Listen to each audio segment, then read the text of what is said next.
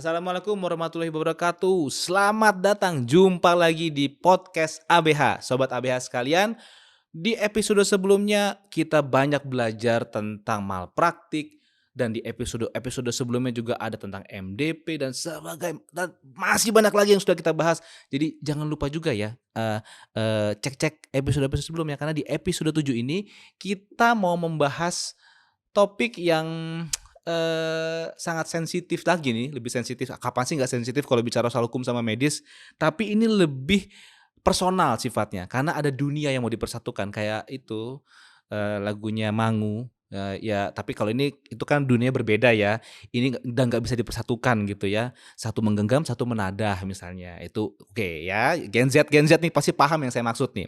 Kalau ini kita harus bisa menyatukannya, 2 dunia, satu kebenaran, bagaimana membuktikan kasus mediko legal dari 2 sisi. Nah, menyatukan medis, hukum itu kan beda ya, dan juga sulit sekali bagaimana cara menyatukan medis dan hukum. Saya sendiri nggak ngerti gimana caranya, makanya saya dibantu sama nah ini dia nih, ahli-ahlinya. Ada Prof. Budi, Prof. Agus, dan Ibu Ida.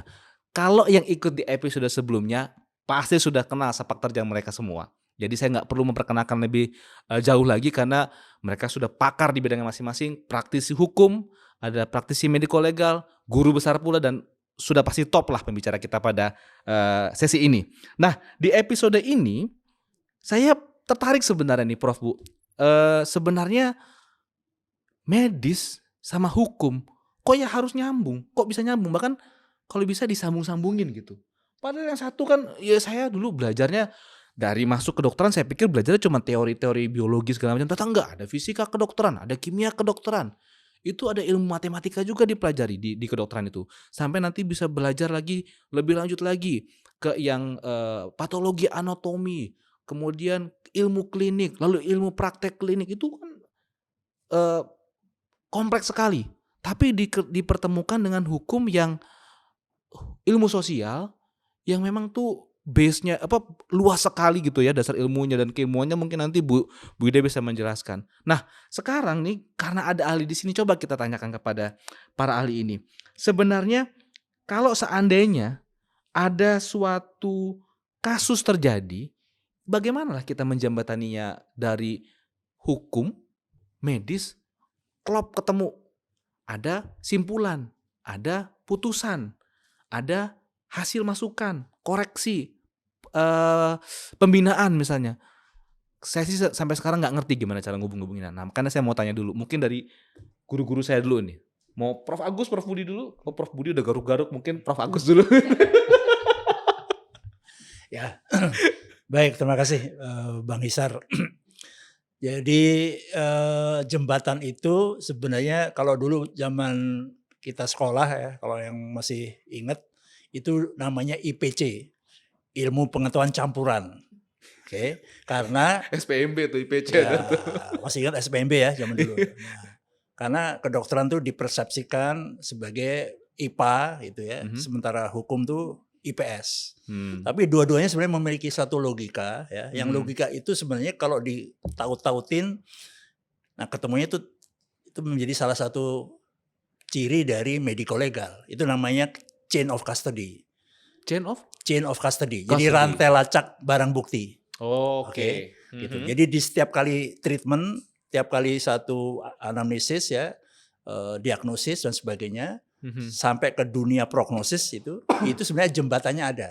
Ya, gitu. ya. Nah, kenapa? Karena semuanya berubah konteksnya. Hukumnya juga berubah karena konteks itu nanti akan dilihat mana yang paling konsisten, paling menetap gitu. Nah, kedokteran juga gitu. Dia terus tubuh manusia itu berubah. Ya. Ada perkembangan teknologi, iptek dan sebagainya. Ini juga ada perkembangan doktrin-doktrin hukum dan sebagainya. Itu nanti dipertemukan di rantai lacak barang bukti. Chain of custody ya. Chain of custody. Oke. Continuum of care ketemu di chain of custody.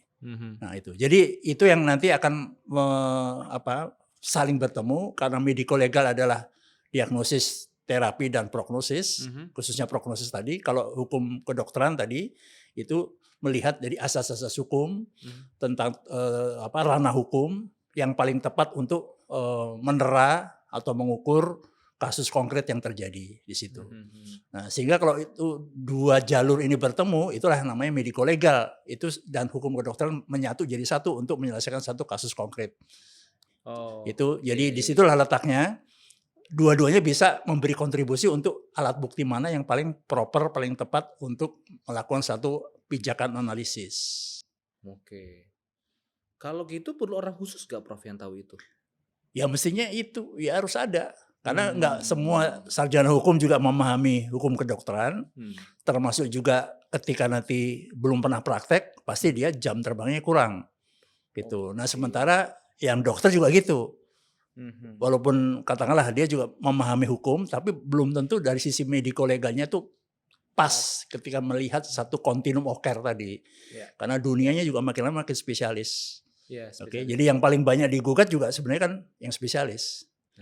Tuh, sehingga ilmu spesialisasi tadi juga even dokter umum pun juga terengah-engah untuk memahami spesialisasi yang ada.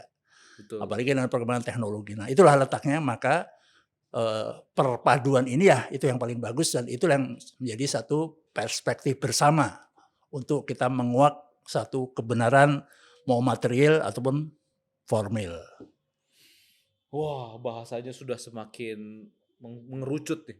Ada unsur bahasa sosialnya, ada bahasa medisnya juga, ada bahasa hukumnya juga. Gimana Prof? Udah siap menjawab? Tadi semua garuk-garuk. Enggak. Oke, sebetulnya kalau pemanfaatan kedokteran untuk kepentingan hukum itu udah lama ya. Dari sejak zaman Yunani apa Romawi itu zaman masih itu sudah ada. Makanya ilmu forensik itu sudah sejak dulu itu dipakai. Jadi kematiannya siapa salah satu Julius Caesar itu. Oh iya itu kan sampai difilmin juga tuh banyak itu luka tusuknya itu diperiksa sama dokter. Zaman dulu itu dokter itu ya tabib apa segala macam itu ada dan mereka itulah yang kemudian atau dia itu yang memeriksa itu kemudian dialah yang akan mengatakan bahwa yang menyebabkan kematian adalah tusukan yang ini gitu. Karena dia mengatakan itu padahal belum diotopsi gitu. Nah, kalau sekarang kita tentu sudah mengatakannya jauh dari itu gitu ya. Tidak hanya begitu tapi akan lebih dalam lagi pemeriksaannya menggunakan otopsi dan segala macam. Nah, tetapi yang perlu kita bahas di sini adalah sebetulnya cara berpikirnya atau logikanya kedokteran sama hukum itu nggak jauh-jauh amat beda gitu. Bukan ilmunya nih ya, logikanya nih ya. Logika cara berpikirnya nih. Oleh misalnya saja kita tuh sama-sama menggunakan evidence based. Ya, pastinya. Bedanya adalah di kedokteran itu lebih mengutamakan evidence based yang untuk populasi. Ya, populasi. Jadi untuk besar, sehingga kita bicaranya adalah probabilitas. Karena dari populasi banyak, kemudian kita temukan berbagai evidence, terus kita hitung dengan statistik, kemudian kita mengatakan probabilitasnya begini, sekian persen gitu ya. Signifikansi dan lain sebagainya. Hukum itu juga menggunakan itu, tapi kemudian dia tidak setuju dengan probabilitas. Ya. Probabilitas itu sebisa mungkin masih tetap bisa dipakai tapi tidak langsung pada kasus. Karena pembuktian pada hukum itu lebih ke arah individu itu. Jadi kasusnya itulah yang harus dibuktikan bahwa itu terjadi, ada evidence-nya gitu loh. Artinya nggak bisa narik kesimpulan dari suatu studi diterapkan di sini? Nggak bisa. Jadi tentu sebagai keilmuannya saja boleh menggunakan insight, pemikiran bahwa kalau ini dapat mengakibatkan itu, ya oke itu. Tetapi untuk membuktikan bahwa pada kasus ini, maka dia harus pakai satu kasus itu sendiri yang harus membuktikan itu.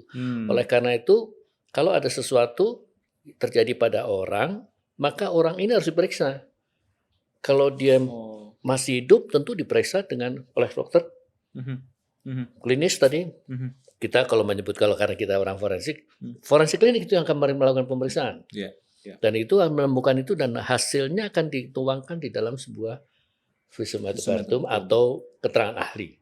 Nah, kalau dia sudah meninggal, lakukan otopsi. Dan segala macam peralatan atau pemeriksaan pendukungnya ya. Sampai dia juga menghasilkan suatu kesimpulan tadi. Nah, itu kira-kira gambaran bahwa kedokteran dipakai untuk kepentingan hukum tuh jelas ada sudah ya. Terima kasih Prof. Ini aduh ternyata memang kalau bicara sama ahli itu langsung dapat saripatinya nih. Daging semua lagi nih. Nah, tadi Prof sudah mancing-mancing nih, jagoannya belum ngomong nih. Ayo Bu Ida gimana Bu? Ya. Bagaimana mengkaitkan dua dunia yang berbeda itu? Kalau orang tuh biasanya berpendapat, Oh, pasti iya. tergantung isi kepalanya. Hmm. Karena saya orang hukum, ya isinya di kepalanya Hukum. banyak materi hukumnya. Iya. Bagi saya nih, menurut saya nih, bahwa semua kehidupan ada kaitannya dengan hukum. Ya. Jadi bukan hanya praktek kedokteran, bukan Ya. hanya kesehatan, tapi semua sisi kehidupan itu ada kaitannya dengan hukum. Karena apa? Karena norma hukum tujuannya adalah menciptakan ketertiban dan kenyamanan dalam kehidupan, kalau dalam hidup bersama-sama. Ya. Jadi ini emang hukum tuh nggak bisa dipisahkan dari Ya. materi atau ilmu apapun, karena pasti Betul. akan melekat dalam setiap kehidupan tuh ada aturan Ya. hukumnya. Karena tanpa hukum mungkin orang tuh bisa melakukan apa saja gitu. Liar Nah, ya itu kan Bu ya. harus ada yang ngatur. Ya, Nah, setuju. justru itulah sebenarnya dalam dunia kesehatan, dunia praktek kedokteran perlu adanya hukum yang mengatur, membuat suasana kehidupan praktek kedokteran itu menjadi nyaman bagi dokter dan bagi pasien, termasuk bagi masyarakat. Nah, karena ada pedomannya tadi. Ini loh normanya, ini loh aturannya. Jadi siapapun yang menjalankan norma dengan baik, ya seharusnya dia dilindungi dari segala tuntutan gitu. Betul. Nah, itulah yang sebenarnya sangat mudah menurut orang hukum gitu, karena emang semua kehidupan mesti ada hubungannya dengan hukum. Ya, Maka itu ada aturan bagaimana praktek kedokteran yang sesuai etika, yang sebagai norma, bagaimana berkomunikasi dengan pasien, bagaimana melakukan tindakan medis yang benar. Nah, itu bagian-bagian aturan hukum yang sudah harus ada. Makanya kalau yang kurang-kurang tadi SOP-nya kurang-kurang, mohon nanti para asosiasi dokter harus segera menyelesaikan itu agar ada kepastian hukum. Karena kalau nggak ada kepastian itu, nggak ada aturannya, bagaimana bisa menilai ini etis atau tidak, bagaimana ini sesuai hukum SOP atau tidak. Karena kalau itu belum ada, itulah yang sebenarnya nanti debatable, nggak ada habis-habisnya. Yang satu merasa itu sudah benar, yang satu merasa belum. Sudah ada begitu aja masih debatable. Karena seringkali pendapat para ahli di satu daerah, di satu kampus dengan kampus yang lain tuh. bisa beda. Beda, apalagi kalau nggak ada sama sekali, itu bisa jadi hutan belantara itu. Jadi menurut saya jadi kayak nggak ada kepastian hukum. Kalau nggak ada kepastian hukum, pasien tidak nyaman, dokter juga nggak nyaman. Karena apa? Ini benar nggak ya? Nah, itu sebenarnya yang harus jadi perhatian kita semua. Nah, mungkin ini jadi memberikan semangat untuk para dokter untuk segera menyelesaikan SOP, SPO. Rumah sakit juga harus segera fokusnya juga ke sana ya. Itu sangat penting lah buat kita semua, bukan hanya dokter tapi juga pasien dan masyarakat. Itu penting buat acuan untuk melakukan tindakan medis. Oke. Nah, tapi apakah hukumnya kita ini Bu, yang ada di negara kita ini, itu sudah memang cukup untuk cukup untuk mengatur di dunia kedokteran sendiri atau bagaimana? Sebenarnya kalau melihat cukup dan tidak cukup itu menurut saya agak subjektif ya. Karena apa? Ada etikat. Sebenarnya kalau hukum itu kita jalankan dengan etikat baik, sebenarnya sudah rambu-rambunya sudah ada. Masalahnya kan selalu orang kalau punya masalah itu mencari celah mana yang bisa dimanfaatkan untuk menghindari dari aturan kan begitu ya. Seharusnya memang normanya garis besar itu sudah ada. Nah, meskipun secara detail diatur satu persatu, ya itu pasti mungkin selalu ada yang kurang, ada yang belum diatur gitu. Nah, kalau dari sisi itu tadi, kalau itikat baik menurut saya sih harusnya sudah ada aturan. Cuma kan ada undang-undang baru tuh yang tahun 2023, undang-undang kesehatan yang baru, sudah APP-nya berapa, ada ribuan halaman ya. Nah, kira-kira itu sudah. Nah, itu nanti giliran Profnya nanggepin. Karena praktisinya kan beliau-beliau ini yang mempraktekkan, beliau juga mungkin terlibat kali di dalamnya Prof, pembuatannya. ya, gimana Bu? Ada lagi mungkin sekait dengan kompleksitas ilmu kedokteran dengan hukum ini? Sebenarnya memang betul bahwa dunia medis, dunia kedokteran, dunia kesehatan itu memang sesuatu urusan yang sangat kompleks. Karena tidak tadi bahwa praktek kedokteran tidak bisa berdiri sendiri hanya karena ilmu kesehatan dan ilmu kedokteran. Dia harus ada memperhatikan ilmu komunikasi, karena apa? Komunikasi yang efektif dengan pasien itu juga salah satu faktor kepercayaan kepada dokter, tingkat penyembuhan karena mungkin penyampaiannya baik, menjelaskannya bisa dapat diterima dengan pasien, tidak ada saling curiga. Nah, itu juga bagian yang harus diperhatikan. Yang kedua juga tadi ilmu hukum udah pasti harus, karena apa? Semua aturan harus segera dijalankan. Termasuk sudah disinggung sama Prof. Agus bahwa ada hubungannya dengan budaya dan sosiologi segala macam, itu kan juga kaitannya sangat banyak. Jadi memang kompleksitas terhadap ilmu kedokteran tuh banyak. Nah, termasuk dalam prakteknya kompleks sekali. Misalnya dalam hal terjadi sesuatu masalah, mudah-mudahan nggak terjadi kepada kita semua gitu ya. Pembuktiannya itu sangat kompleks. Jadi bisa misalnya nih dari sisi saksi aja sudah kompleks banget. Karena apa? Saksi pasien sama dokter mana yang masing-masing punya pendapat. Nggak diterangin, itu sudah saya terangin, itu nggak disampaikan, ini sudah disampaikan. Nah, ya yang kedua lagi misalnya kadang-kadang nih rekam medisnya kurang lengkap, padahal merasa sudah dijalankan. Nah, itu juga sesuatu yang pembuktiannya gitu. sudah. Terus rekam medisnya cuma negatif doang, negatif lah, repotnya. Nah, termasuk juga tadi komunikasi yang tidak pas karena bahasa medis itu tidak sesederhana bahasa yang lain. Nah, itu juga bagian yang mungkin salah persepsi bisa terjadi antara pasien dengan dokter. Nah, itu juga hal-hal yang memang menjadi sangat kompleks dalam menjalankan praktek kedokteran gitu ya. Hal yang harus diperhatikan tuh cukup banyak gitu. Ya, betul. Walaupun begitu tadi logika berpikir itu tetap menjadi jembatan antara hukum dan kedokteran. Tadi saya tangkap banget itu dari kedua Prof ini. Kalau Prof sendiri ini sebagai mungkin dulu pernah menjadi sebuah penggagas undang-undang atau peraturan hukum yang berkaitan dengan kedokteran, atau mungkin terlibat di dalam pembuatan hukum di bidang kedokteran, kira-kira waktu proses pembuatan atau mungkin berdasarkan pengalaman pribadi udah cocok belum sih itu untuk dunia kita, atau malah itu atau cuma sebaliknya itu berangkat dari permasalahan terjadi di dunia kedokteran Indonesia? Gimana Prof? Siapa dulu? Aku. Oh, Prof udah mikir berat tadi. Prof Agus dulu kayaknya. Soalnya mikir berat banget kayaknya pertanyaan saya. Tadi soal kesana dulu. Oke, jadi gini, kami berdua nih mantan di Kementerian Kesehatan ya, Kepala Biro Hukum ya. Jadi sedikit banyak ada pemahaman di situ. Jadi problem utama itu karena kedokteran khususnya itu kan berkembangnya cepat ya, ilmu dan teknologi satu. Kedua adalah juga diterapkan pada manusia, dan manusia sendiri juga punya perkembangannya masing-masing pada era zamannya. Dan yang ketiga adalah dari sisi ekonomi itu juga jangan lupa pengaruhnya juga besar yang sedikit banyak sekarang ini terkait dengan masalah politik ya. Itu, Tapi kita kesampingkan politik ya. Nah, tiga-tiga ini ternyata dipelajari di sosiologi hukum. Oke, dan hukum memang ketinggalan di bidang ini dalam tanda petik ya, itu. Atau kalau cara mengkritik hukum terhadap tiga ini.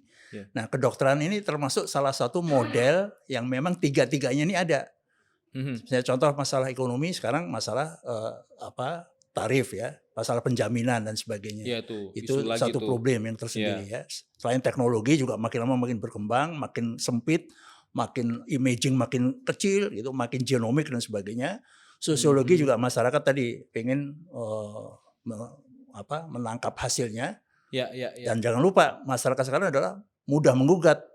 Nah, karena situasinya memang karena tiga hal ini memang menimbulkan tadi yang norma hukum yang ada itu sulit dipahami. Karena yang lama sudah cepat ketinggalan, yang baru belum sempat muncul. Nah, jadi ada satu fase transisi itu kalau di dalam masyarakat secara sosiologis namanya anomik. Anomik itu masyarakat tuh masih bingung, termasuk dokter ya, membedakan norma yang baik dengan norma yang buruk tuh kayak apa sih? Dalam konteks tadi kemaslahatan untuk satu terapi yang tentu saja berpijak pada tadi yang saya sampaikan atau kemarin saya sampaikan prognostikasi. Gitu. Masyarakat makin peduli pada dirinya sendiri, gitu, karena dia sudah rela membayar mahal dan sebagainya, dia akan peduli. Itu sejajar dengan hak asasi, hak menentukan nasib sendiri dan sebagainya. Dan itu terjadi pergeseran dari di kedokteran dulu paternalistik menjadi otonomi. Ya. Oke, nah ini yang menjadi problem, kita harus memperlakukan pasien itu sejajar dengan kita. Nggak bisa lagi kita indoktrinasi dan sebagainya. Iya. Oke, nah ini yang bentuk manifestasinya adalah kesederajatan ini banyak implikasinya. Oke, dan itu ternyata banyak diatur di dalam prosedural hukum yang tadi. Iya. Nah, dunia kedokteran karena orang IPA maunya cepet nih. Iya. Jadi nggak terlalu peka terhadap prosedural. Iya. Nah, sementara dunia hukum adalah sangat peka pada prosedural. Nah, itulah sebenarnya kalau kita ambil positive thinkingnya, dua-duanya saling melengkapi. Iya. Jadi pemahaman untuk SOP itu kalau kita nggak punya logika hukum akan sulit. Karena cenderung menyederhanakan. Iya. Shortcut gitu. Menggampangkan. Ada kok gitu. Ya, itu. Padahal tidak detail gitu. Tuh. Iya. Jadi kita mesti kombinasi. Ya, tapi itu menarik tuh, Prof. Ya. Jadi dunia dulu paternalistik gitu ya.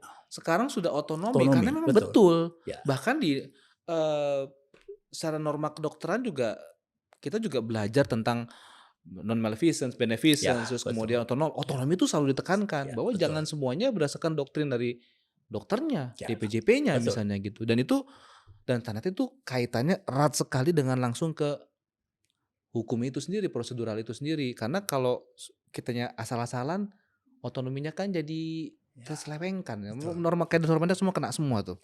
Oke, gimana Prof sendiri? Ada, kayaknya berat banget kayaknya. Mikirnya kayaknya berat banget ini. Gimana Prof? Mau nanya ke sana apa ke sini aku nggak tahu juga nih.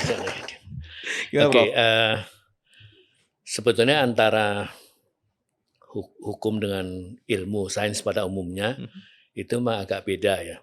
Kalau sains itu atau ilmu itu lebih banyak deskriptif, dia menguraikan apa yang dilihat, didengar dan segala macam tadi. Sementara hukum itu preskriptif. Dia ingin mengatur semua orang tadi mengikuti apa yang dia tuliskan itu.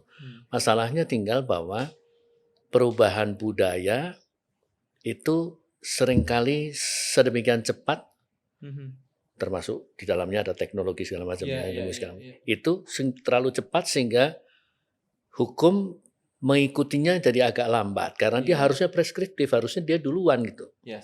Tetapi nggak bisa gitu, nggak mungkin terjadi dalam praktek karena perkembangan budaya itu cepat, jadi maka dia selalu menyusul. Nah, kita merasakan di kita sendiri misalnya di kedokteran Indonesia itu peraturan tentang kesehatan dulu sudah terkenal kita bahwa di kedokteran itu adalah satu bidang yang paling banyak diatur, paling banyak undang-undangnya, paling banyak bayangkan PP-nya aja sudah hampir 100 duluan dan Permenkes itu ratusan gitu. Itu begitu banyaknya, undang-undangnya pun sudah puluhan. Nah, harusnya kan kita mengatakan apa iya kita bisa hafal semua tadi. Atau kita pernah membaca semua. Nah, oleh karena itu memang agak belakangan. Kemudian sekarang yang terakhir kan kita kemudian mengubahnya menjadi sedikit jadi kodifikasi. Jadi mempersedikit atau menyederhanakan peraturan dengan yang undang-undang itu sedikit mungkin. Nanti detailnya ada di peraturan-peraturan di bawahnya gitu ya, peraturan pelaksanaan. Kita misalnya sekarang undang-undang kesehatan cuma satu, tapi kemudian di bawahnya kita punya satu PP juga, ada PP yang lain sebetulnya yang sudah ada juga ada, dan kemudian Permenkesnya nanti yang puluhan gitu ya. Nah, ini yang sebetulnya arahnya sudah benar, tapi tidak mudah itu dalam waktu pendek, tidak mungkin dilakukan itu. Sehingga sekarang kita bisa bicara, oke, kalau itu sudah arahnya sudah benar, tinggal masalah kita adalah sudah memenuhi keinginan semua orang nggak bahwa itu semua sudah diatur dengan cukup baik dan segala macam. Itu yang saya kira yang harus kita pahami. Mungkin nggak itu akan berkembang terus? Logis saja sebetulnya ya, karena cara berpikir orang juga berbeda. Pada waktu sekarang kita ngomongin seperti ini, tapi kemudian akan berkembang. Betul. Jadi sebetulnya kalau kita mengatakan hukum sudah mengikuti perkembangan ilmu kedokteran nggak di dalam praktek? Pasti belum. Pasti belum 100%. Karena sebagian kita masih belum atur.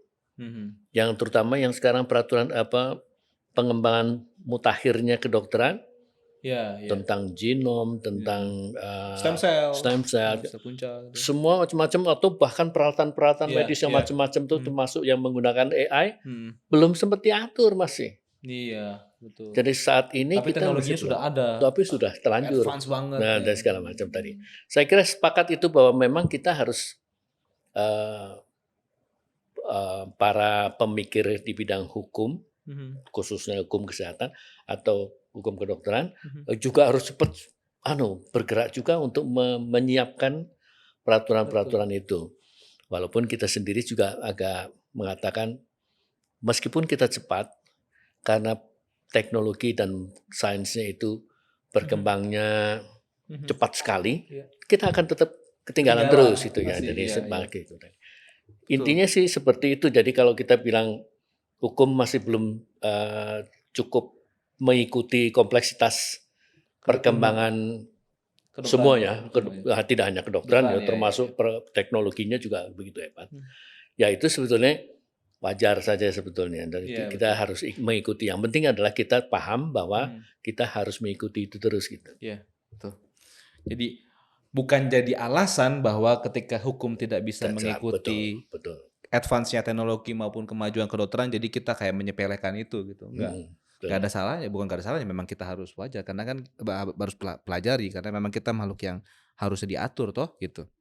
Ada norma-norma yang mengatur kita terutama secara profesi. Nah, ini jadi nih kalau kita bicara soal hukum, karena tadi saya sudah sempat menyinggung tentang salah benar. Orang kalau bicara hukum di perspektif kami nih, dokter-dokter muda nih, Prof, klinisi-klinisi muda mikirnya kalau bicara hukum itu bicara soal tuntutan, bicara soal klaim, bicara soal sengketa, bicara soal malpraktek, lagi-lagi malpraktek. Nah sebenarnya apa sih dari pengalaman, mungkin ada kasus yang bisa dipakai atau pengalaman Prof dan Ibu juga di sini, kesalahan-kesalahannya baik itu tenaga medis, tenaga kesehatan maupun rumah sakit ketika mereka menghadapi kasus hukum, karena perspektifnya kan salah benar, sehingga selalu playing victim gitu. Ketika ada kasus hukum langsung berasa bahwa saya salah nih, saya dianggap salah nih, pasti nih. Ya. Apakah itu pandangan yang tepat atau enggak, atau bagaimana sebenarnya kesalahan yang sering dilakukan oleh para tenaga medis? Mungkin dari Prof Agus lagi. Ya gini, pertama persepsi. Dokter itu lebih banyak diajarin tentang etika dulunya seperti itu, dan itu pengajarannya adalah embedded ya, melalui pengalaman ketika koas atau kepanitraan ataupun pengalaman magang ya oleh para seniornya.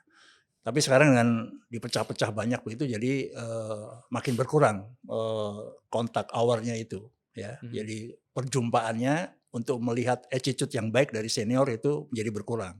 Itu satu. Tapi di lain sisi etika kedokteran itu sebagai model etika dimanapun adalah etika kewajiban. Sehingga ketika ada pengalaman yang jelek tadi, entah malpraktek atau segala macam, dokter itu udah terpojok pada dirinya sendiri. Oke, karena kewajiban. Padahal sebenarnya dokter juga punya hak. Oke, nah di struktur kode etik kedokteran Indonesia itu sebenarnya ada penjelasan pasal, penjelasan cakupan pasal. Di situ sebenarnya ada satu konteks tertentu yang kewajiban itu ada batasnya. Di situ sekaligus juga muncul haknya, sehingga sebenarnya cukup berimbang, walaupun sebenarnya kode etik itu intinya kewajiban. Terima kasih Prof. Nah Prof Budi gimana? Kenapa sih yang sesi ini kayaknya mikirnya berat banget Prof? Berat ya pertanyaan saya ya? Sebelah aja nanyanya kok gampang-gampang. Gampang. Ya udah dijawab toh. Gimana Prof? Prof mungkin punya pengalaman lain nggak? Dulu mungkin ada kasus atau apa begitu yang Prof coba pelajari atau mungkin kasus yang pernah Prof hadapi juga? Sebetulnya di kedokteran itu sangat maju dan pada umumnya para dokter itu berkeinginannya tuh baik semua itu rata-rata ya. Misalnya saja di tempat kerja saya itu para dokternya itu begitu bersemangat untuk menolong pasiennya sehingga pasien-pasien yang tidak mampu membayar pun itu ditangani berlebihan gitu. Jadi memang maksud saya berlebihan itu melebihi dari jatahnya dia gitu ya. Jadi apa aja dikerjakan untuk menolong mereka. Itu sampai bahkan para dokter di rumah sakit itu mencari jalan keluarnya sendiri. Jadi termasuk maksudnya mencari adalah bisa nggak kita peroleh dukungan dana dari tempat lain. Jadi bahkan dia bisa menggunakan cara pakai online, pakai segala macam itu untuk memperoleh tadi. Jadi tidak hanya soal dana, tapi juga teknologi dan keilmuan tadi. Mereka berupaya sekali untuk melakukan itu. Jadi sebetulnya niat untuk buruk itu kemungkinannya kecil sekali.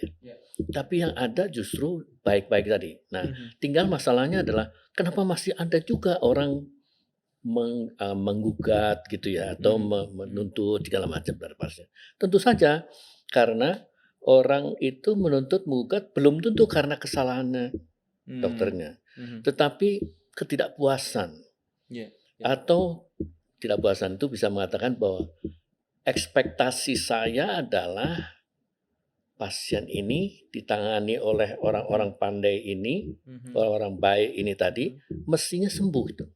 Nah, kalau nggak sembuh tuh ada masalah apa sebetulnya? Nah, dia bisa melihat itu dan kemudian dia bisa berpikir bahwa jangan-jangan yang itu akibat ini. Gitu. Dan bahkan mungkin ada pemikiran bahwa kalau sudah ada standar, maka kalau pasien itu ditangani sesuai standar, ya mesti sembuh. Seolah dia mengatakan kalau nggak sembuh berarti jangan-jangan melanggar standar. Nah, ini kan sebetulnya konsep cara berpikir yang dibalik ya, yang sebetulnya jadinya bisa salah. Karena sebetulnya yang harus kita nilai bukan begitu, tapi kita ikuti, kita lihat kronologi pelayanannya itu, kita melihat ada nggak kesalahan-kesalahan tadi. Dan itu tentu tidak mudah untuk diikuti oleh pasien. Yang paling nggak nyampe, Prof. Betul, nggak nyampe karena dia tidak tahu apa yang seharusnya dilakukan, kewajiban, sama apa yang sudah dilakukan. Itu tidak terjadi. Nah, oleh karena itu sebenarnya kita mengharapkan sekali memang para dokter itu berkomunikasi yang cukup baik dan efektif. Tidak hanya efektif tapi juga baik. Artinya baik itu berarti cara melakukannya atau apapun yang dilakukan itu Proper lah ya. Betul.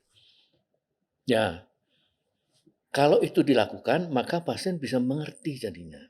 Nah, ini yang harusnya dituntut oleh para pasien itu bahwa kalaupun Anda sudah bagus cara menanganinya, maka beritahukan kepada kami apa yang sudah bagus dilakukan itu.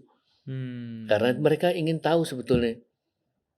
Nah, pada umumnya kita para dokter itu lelah sudah ya, karena pekerjaannya begitu banyak. Setuju. Dan maaf kita masih banyak dokter yang bekerja di lebih dari satu Vasankes. Dan itu akan tentu mengakibatkan kelelahan yang berlebihan. Jadi bahkan banyak juga yang berpraktik sampai malam gitu ya.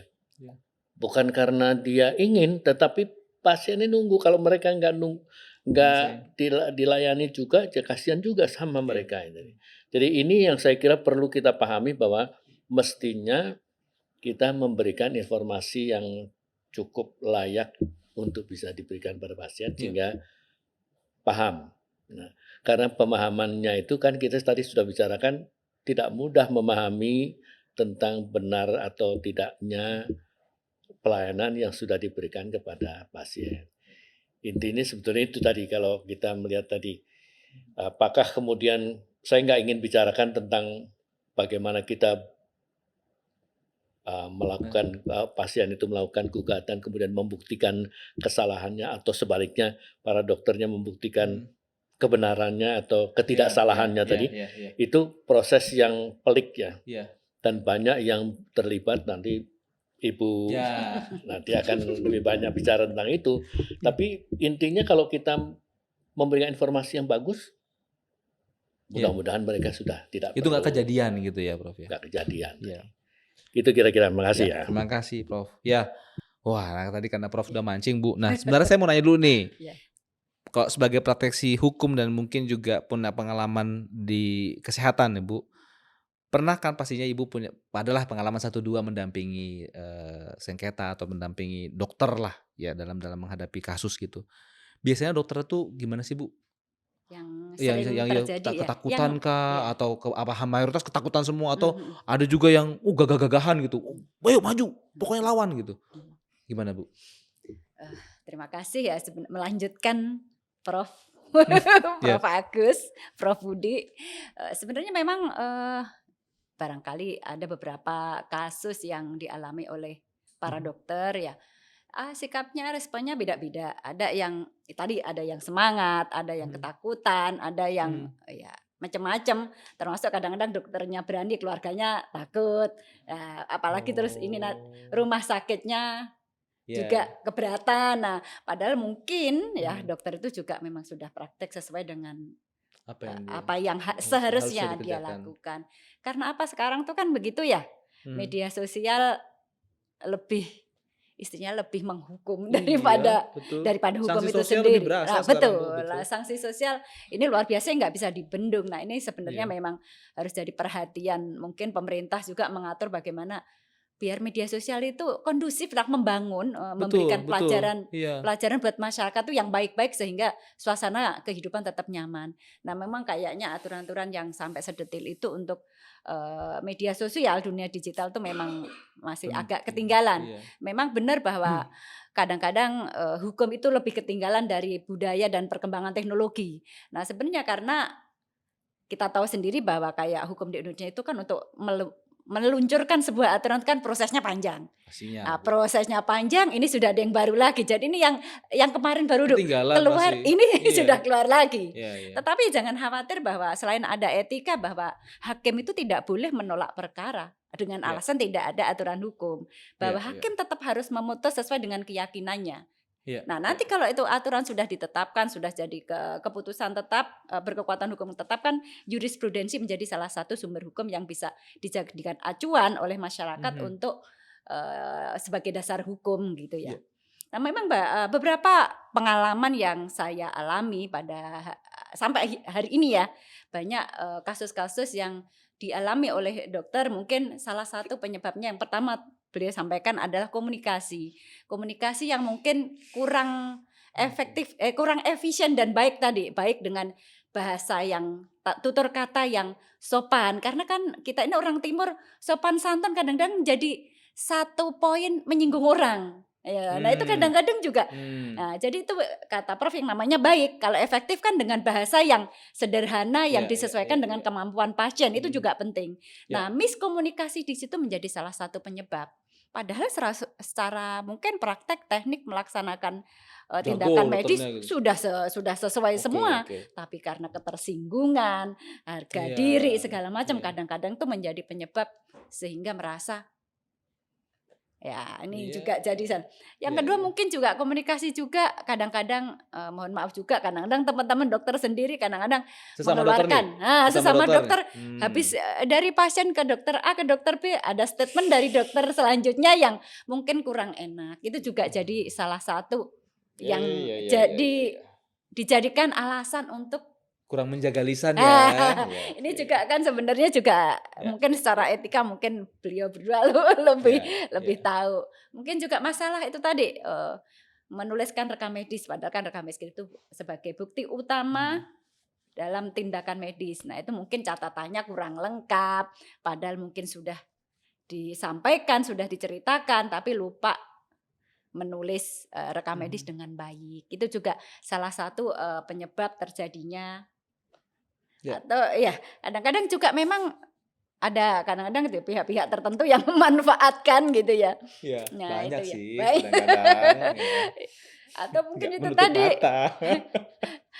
keterangan ahli yang kadang-kadang mungkin kan kita juga tahu ya masing-masing tempat karena kondisi yang berbeda, Ya ya ya ya. juga pendapatnya berbeda. Nah ini kadang-kadang juga mungkin para penegak hukum mungkin termasuk MDP juga harusnya memperhatikan mencari ahli yang harusnya bukan hanya level ilmu Sama kedokternya sama, tapi juga dengan background yang sama sama. lingkungan Mungkin kerjanya tadi lingkungan iya, kerjanya, ya ya situasi dan kondisi. ya, Ya keadaan Jakarta sama di daerah lain yang jauh sana ya mungkin beda lah beda ya. jauh Kalau ya. SOP-nya disamakan persis ya kagak nyambung gitu. Itu, Ini pernah oke. kejadian juga di satu daerah tertentu, terpencil lah ya, yang mungkin untuk ke kelas rumah sakit kelas B perlu waktu 3-4 jam. Ada rumah sakit kecil ini ada kejadian bahwa ada operasi, ada ibu hamil sama-sama dokter objinnya juga terbatas, sedang operasi, ada ibu datang juga seharusnya operasi. Nah, ruang operasinya cuma 1 ini. Iya. Nah, kalaupun mau dikirim ke tempat lain perlu waktu 3 jam. Iya. Akhirnya kan dioperasi di tempat yang tidak standar. Nah, itu kadang-kadang kan ya kalau hasilnya bagus, ya alhamdulillah lah. Tapi kalau enggak, padahal bukan karena dilakukan di tempat operasi, bukan di ruang operasi, tapi karena mungkin terlambat operasi karena perjalanan pun dia dari rumah ke rumah sakit juga memakan waktu. Terus terjadi resiko medis yang kemudian akhirnya menyalahkan karena operasi dilakukan tidak pada tempatnya. Kadang-kadang nih kalau kita mungkin keterangan ahlinya tidak menyampaikan yang sampai utuh atau bahkan mungkin kronologisnya tidak diceritakan utuh, kenapa dilakukan bukan di tempat ruang operasi. Itu kan harusnya ada ceritanya. Kadang-kadang kan dipotong, apakah melakukan operasi sesar harus di tempat operasi? Kalau cuma begitu kan pasti jawabnya tidak. Harus di tempat operasi yang proper. Syaratnya ruang operasi harus begini ya.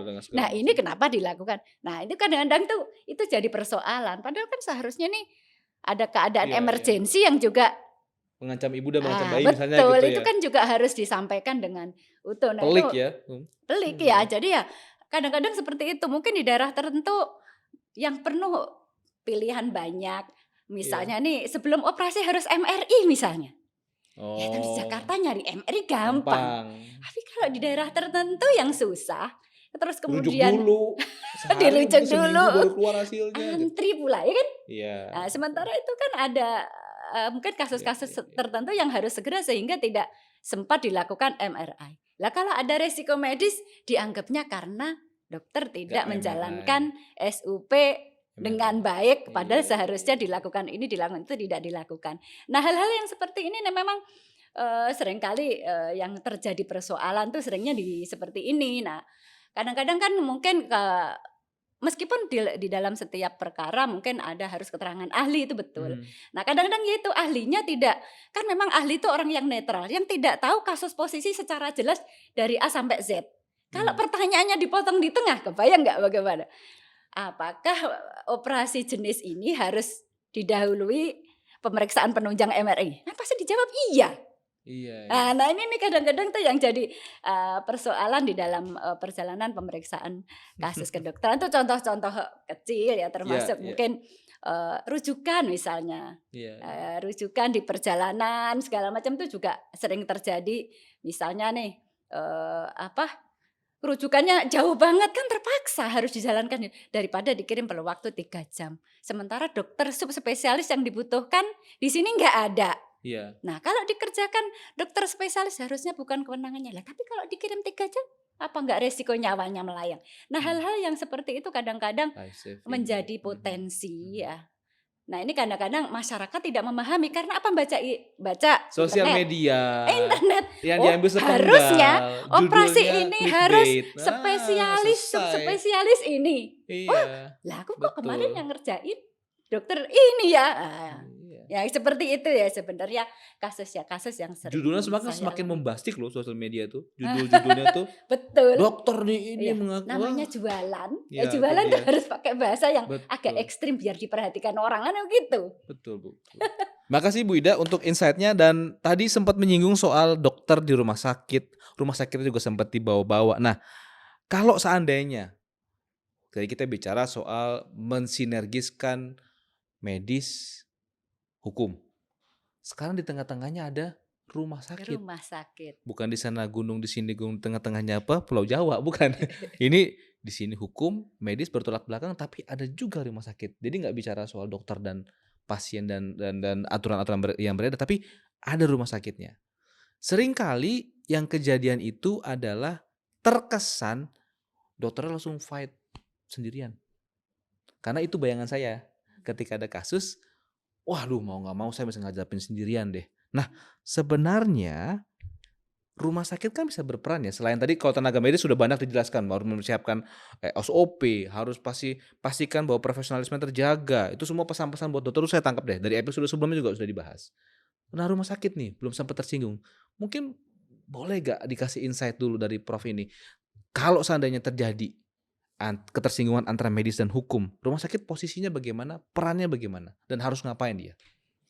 Ya pertama tentu saja ada institusi-institusi internal rumah sakit yang akan memberi arah atau bahkan juga menyelesaikan kompleksitas masalah ya tadi antara etik, disiplin, hukum gitu. Itu banyak ada organisasi katakanlah komite etik dan hukum ya kan, kemudian bagian hukum, ada subkomite etik dan komite medik atau komite perawatan dan sebagainya. Mutu juga ya, ada. Mutu dan sebagainya. Itu satu ya. Jadi itu semua harus digerakkan di bawah pimpinan dari direktur, tapi de facto yang kalau saya kebetulan di Makersi ya, itu menengarai agar semua itu bertumpu sebenarnya pada manajer kasus atau manajer penanggung jawab pasien. Itu sebenarnya yang de facto sehari-hari bisa ada aspek medisnya dan aspek klinisnya itu bertumpu pada satu orang yang itu dibagi rata semuanya ada di situ untuk menyelesaikan masalah-masalah, karena di rumah sakit pasti unsur emergency itu selalu muncul. Gitu. Sehingga itu yang kompleksitasnya selalu muncul dengan satu situasi yang harus ditangani secara khusus.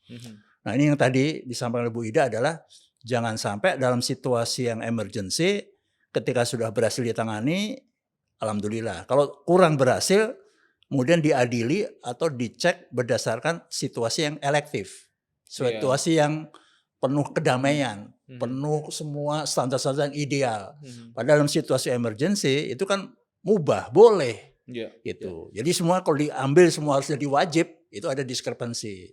Nah ini yang perlu dipahami juga oleh banyak teman-teman juga, termasuk oleh lawyer ya, itu termasuk oleh pasien juga. Gitu. Harus ada satu common platform kesamaan untuk mengatasi masalah ini. Itu satu. Kedua itu adalah tadi hukum yang ada itu mestinya harusnya yang disampaikan adalah hukum administrasi negara atau tata kelola. Oke, jadi tata kelola itu kebetulan ada tata kelola medis atau klinis, tata kelola rumah sakit. Nah satu lagi sebenarnya ada tata kelola etis. Ini mengingatkan kembali lagi bahwa yang namanya semua insan rumah sakit harus kembali ke visi misinya, ke kitohnya tadi untuk kemanusiaan. Kan nggak ada rumah sakit didirikan untuk bisnis profit, walaupun itu diperbolehkan, tapi artinya mengkapitalisasi semuanya dengan cara yang tidak etis. Betul. Dasarnya tetap kemanusiaan, menolong, ya kan? Itu semua kembali ke situ. Oke. Sehingga rumah sakit mestinya menjadi unit etiko sosioekonomi, bukan sekedar sosioekonomi. Rumah sakit adalah cermin pemantul moralitas masyarakat. Jadi kalau masyarakat di sekitar itu acak-adut begitu, ada satu institusi yang namanya rumah sakit, lambang kemanusiaan di situ, sehingga bisa saling belajar di situ. Dan terakhir adalah rumah sakit ya, direktur rumah sakit, pimpinan rumah sakit adalah profesi luhur. Itu perlu ditekankan, karena selama ini manajemen dianggap bukan profesi luhur, padahal keputusannya sering bisa memveto keputusan medis. Oke, nah ini perlu disadari dari awal. Ini yang mungkin ada pertimbangan-pertimbangan lain ya, di mereka. Betul. Wise mereka yang butuh. Gitu. Nah ini sama ketika dokter, perawat dan sebagainya ada standar-standarnya, mestinya manajer rumah sakit juga sama punya standar khusus. Nah ini yang jadi PR kita sebagai meso level. Kalau dokter tadi micro level. Gitu. Nah semua dibingkai oleh yang makro level. Jadi semua harus bersatu di atas ini membuat satu PNPK, termasuk juga bagaimana tugas rumah sakit, PPK-nya harus ada standar yang hampir sama. Yang tadi antara rumah sakit di daerah terpencil dengan rumah sakit di pusat akan pasti beda. Tapi seberapa gapnya tadi harus kita petakan dan kita endorse, itu yang penting. Endorsement ini jelas. Gitu. Sehingga jangan sampai nanti tanpa disadari semua standarnya adalah rumah sakit yang di tingkat pusat semua. Itu termasuk alat dan sebagainya. Nah ini yang terus terang menjadi concern kita bersama ya. Dan ini mudah-mudahan teman-teman lawyer pun ya, ahli hukum, hakim dan sebagainya, penyidik itu sebaiknya juga concern tentang masalah ini. Karena NKRI ini luas. Gitu. Sehingga pertimbangannya benar-benar harus broaden, harus wise gitu ya. Jangan hanya dilihat se-micro level saja. Setuju. Kira-kira. Luar biasa. Ini sampai ke manajerial juga ada masukannya loh dari Prof. Agus, ini luar biasa Prof. Terima kasih Prof. Nah kalau Prof. Budi gimana? Sebetulnya antara orang yang memberi pelayanan tadi, bahwa itu DPJP atau kan PPA yang lain, itu nggak bisa lepas dari Fasiankes. Karena mereka itu semua bekerja di Fasiankes. Termasuk tempat praktek dokter mandiri itu sekarang dimasukkan dalam Fasiankes.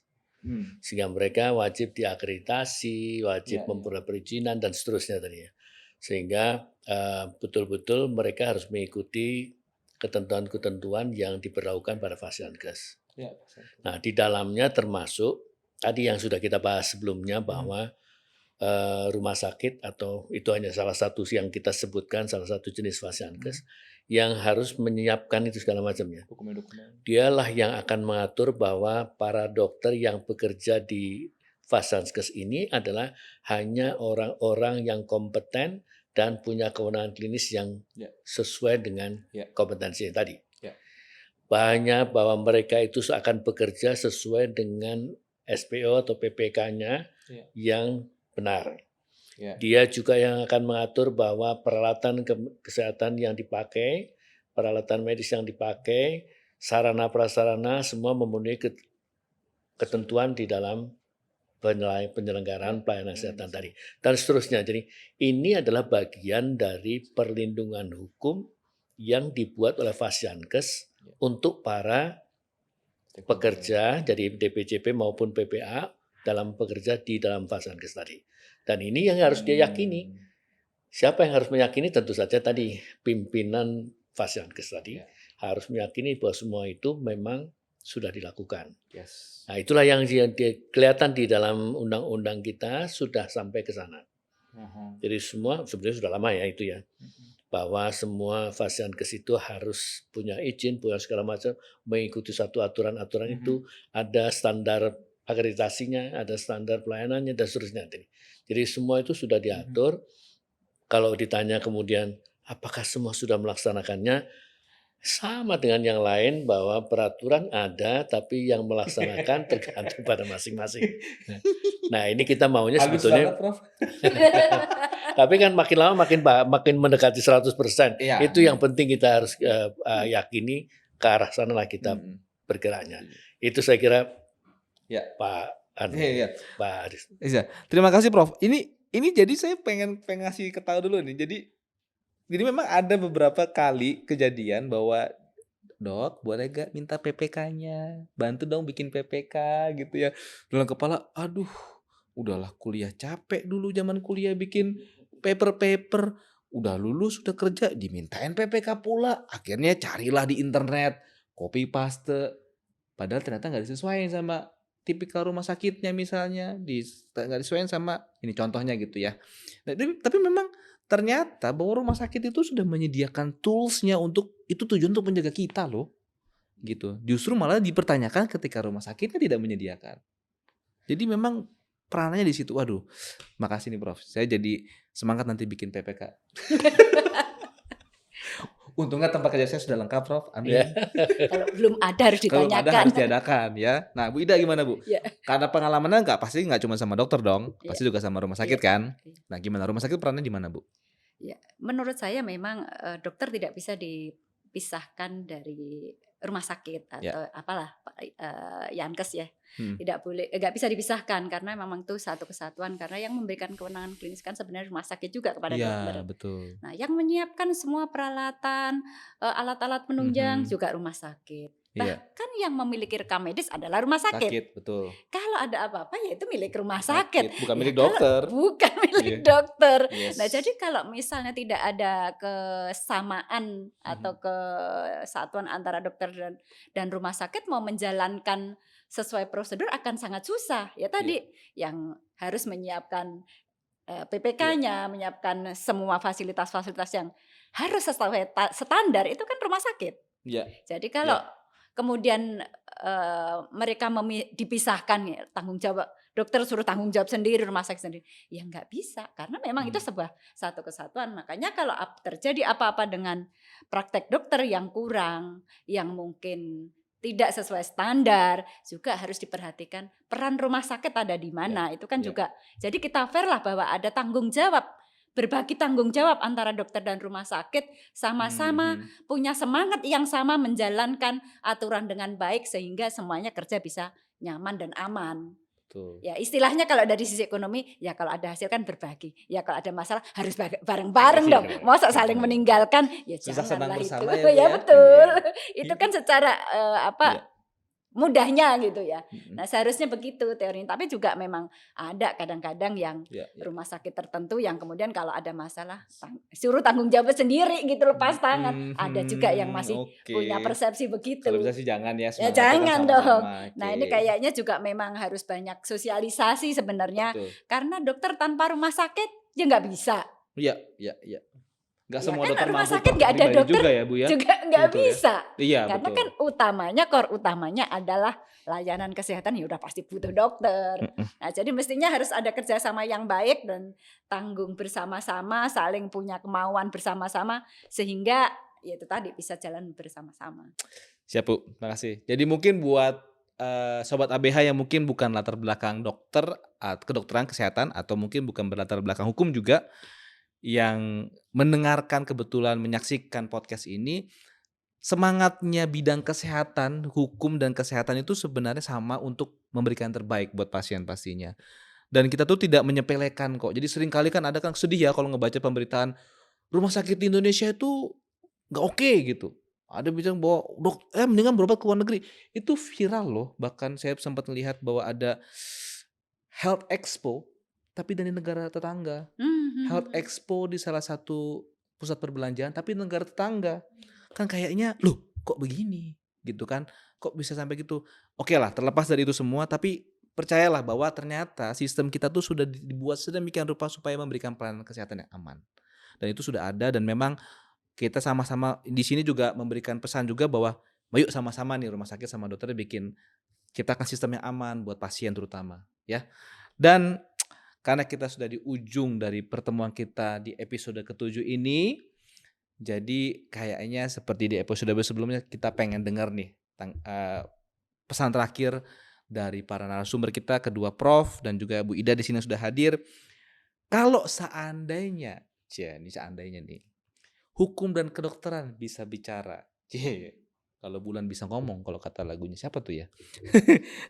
Jika hukum dan kedokteran bisa bicara, dari perspektif Prof Agus, Prof Budi, Bu Ida, kira-kira apa yang mau disampaikan?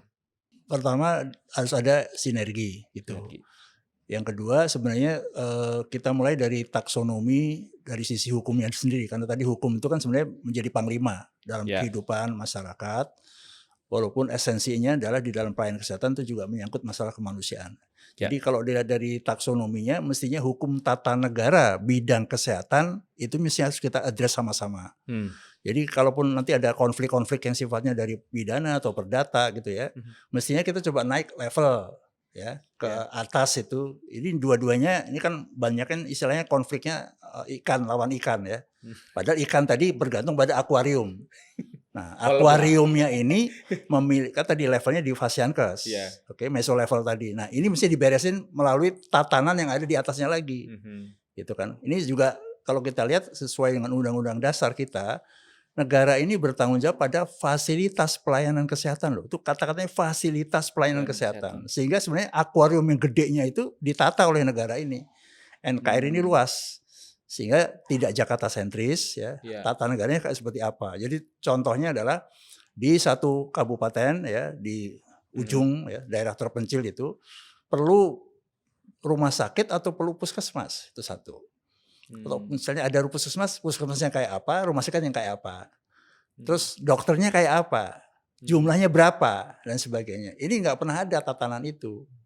Nah baru setelah HTN itu ada HAN, Hukum Administrasi Negara. Ini sudah kita sampaikan yang namanya tata kelola. Tapi tata kelola itu kan dimensinya tergantung pada yang tatanan yang di atas tadi dan juga yang di bawah tadi perkembangan ilmu teknologi, sosial, ekonomi dan sebagainya tadi. Sehingga harusnya itu digabung dari satu. Tapi tetap tatanannya harus jelas. Ya. Jadi Fasiankes itu menjadi satu kunci utama untuk segala macam hierarki yang ada dan sebagainya itu bisa mencerminkan keseluruhan keadilan sosial bagi seluruh rakyat Indonesia itu. Makasih. Wah, waduh, luar biasa Prof. Terima kasih Prof. Agus. Ya Prof. Budi. Waduh, mikir lagi nih, kaget. Dari dulu kita mengatakan bahwa kedokteran itu punya prinsip bahwa ke dalam itu kita bicara menyelesaikan sendiri gitu ya. Jadi kita mengatakan self-regulating, self-governing, dan self-disciplining. Artinya sebetulnya maunya kita itu, kita semua dong yang menangani tadi. Mengatur kita sendiri, melakukan, membenahi sendiri, govern sendiri, jadi tata kelolanya tadi, dan sampai ke disciplining pun kita sendiri. Gitu. Nah itu paling cocok kalau kita ngomongnya adalah bicara tentang suatu kesatuan, satu satuan. Dalam satuan ini maksudnya unit gitu ya. Jadi Fasiankes adalah salah satu contoh.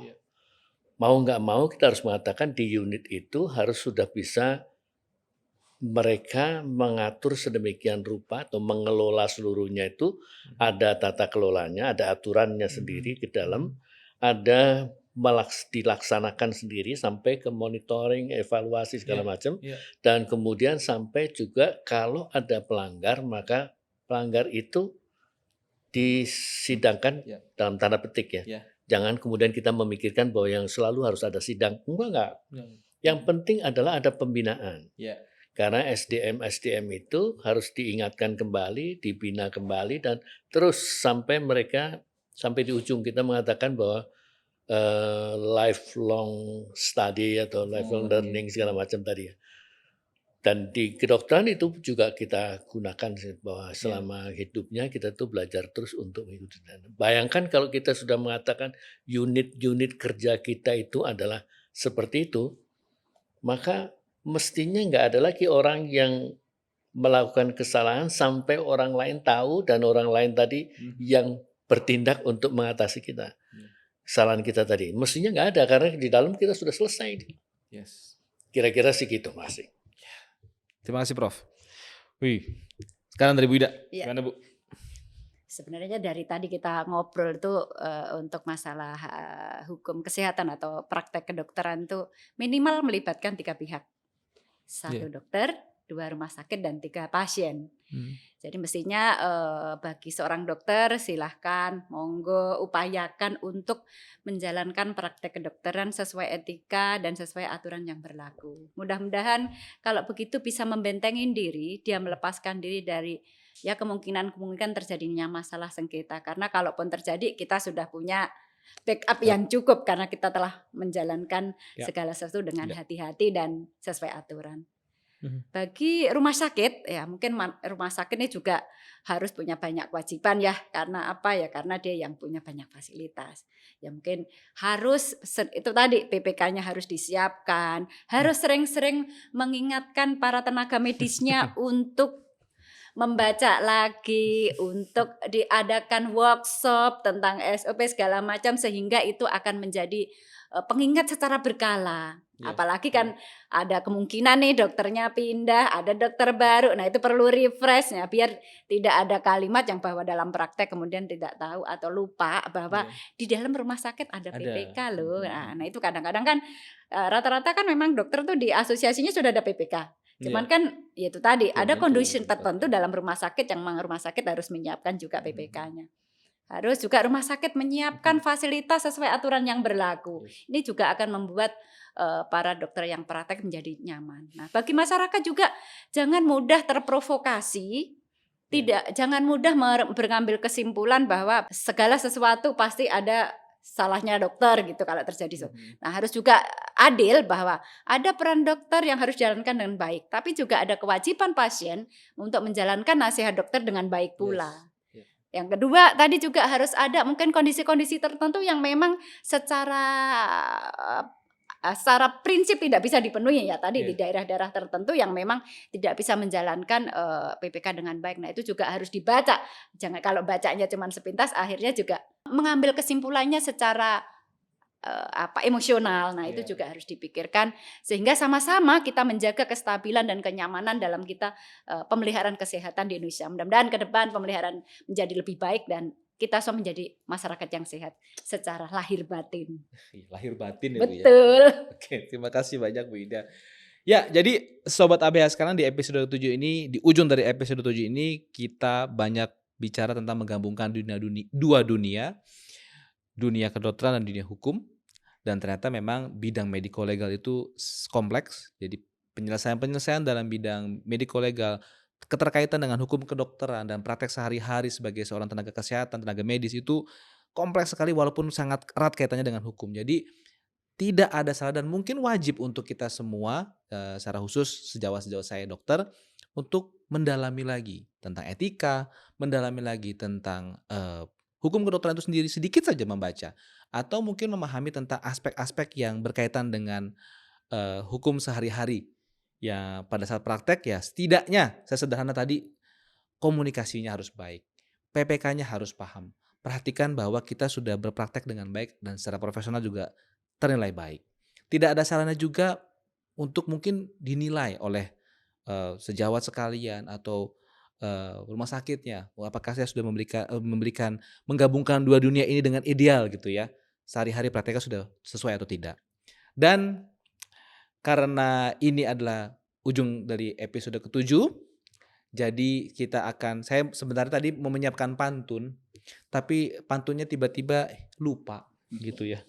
Entah kenapa saya cari-cari lagi, hilang di catatan saya. Sampai jumpa di episode berikutnya dan bye-bye. Sampai ketemu lagi.